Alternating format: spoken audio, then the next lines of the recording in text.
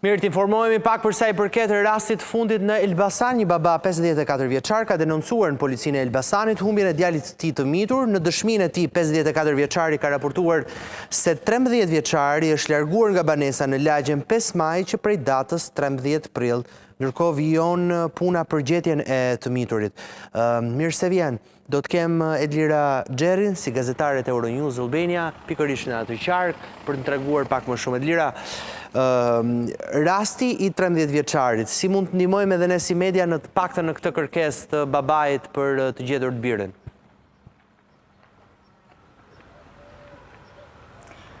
Flori, të përshëndes. Në Elbasan që prej ditës së djeshme, një baba 54 vjeçar ka denoncuar në policinë e Elbasanit se një djali i tij vetëm 13 vjeç është larguar nga banesa për të mos u kthyer më që prej 3 ditësh. Ai është alarmuar bashkë me familjen e tij dhe kanë kërkuar ndihmën e policisë së Elbasanit për të gjetur të miturin, ndërkohë që ajo që dihet saktësisht është se babai është pjesë e komunitetit rom dhe fëmia her pas here në qytetin e Elbasanit të shpar edhe të lypte dhe për këtë arsye një nga pistat kryesore që policia e Elbasanit me ndihmën e babait të tij apo të familjes është duke kërkuar janë qytetet rreth Elbasanit në të cilën dyshohet që fëmia mund të ketë udhëtuar nga Elbasani për të lypur në ndonjë qytet tjetër. Megjithatë, ata janë ende të alarmuar që prej 3 ditësh nuk kanë asnjë informacion për djalin vetëm 13 vjeç i cili është larguar nga banesa dhe më parë ka pas lypur në qytetin e Elbasanit. Prindërit pas here kanë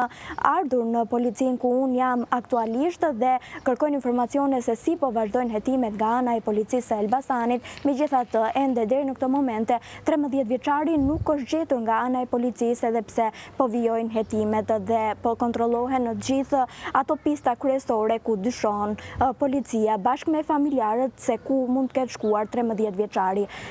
Ajo që mund të dyshohet edhe që ne mund ta ndihmojmë si media, qoftë policinë apo edhe familjen, është fakti që 13 vjeçari ndoshta nuk është larguar vetëm dhe nëse e dëgjojnë këtë deklaratë, qoftë 13 vjeçari, qoftë dikush tjetër që mund ta njohë këtë 13 vjeçar nga Elbasani, të paktën të kontaktoj familjen dhe t'i thojë që ai është mirë, pasi familja padyshim që është në gjendje alarmi dhe e stresuar për shkak të dëmimit që prej 3 ditësh. Megjithë ndodhit apo ikjen e 13 vjeçarit, ajo që duan familjarët është një telefonat apo një bisedë me të që ai është mirë dhe gjendja e tij shëndetësore është mirë dhe kudo që ka shkuar familjarët, qoftë policia mund të shkojë për ta rikthyer edhe një herë tjetër 13 vjeçarin në banesën e tij.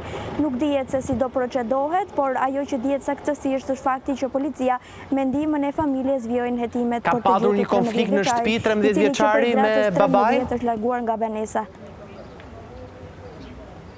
Najsa kam informacione në lagjen 5 maj është një pjesë e madhe e komunitetit rom dhe aq sa ka deklaruar në policinë e Elbasanit, babai i tij thotë që nuk ka pasur asnjë lloj konflikti me 13 vjeçarin dhe 13 vjeçari është hera e parë që ikën nga banesa e tij prej 3 ditësh. Nuk ka ndodhur më parë një ngjarje e përsëritur apo një ngjarje që 13 vjeçari mund të jetë larguar nga banesa e tij për të mos u kthyer më. Kjo është hera e parë që ai e bën një veprim të tillë.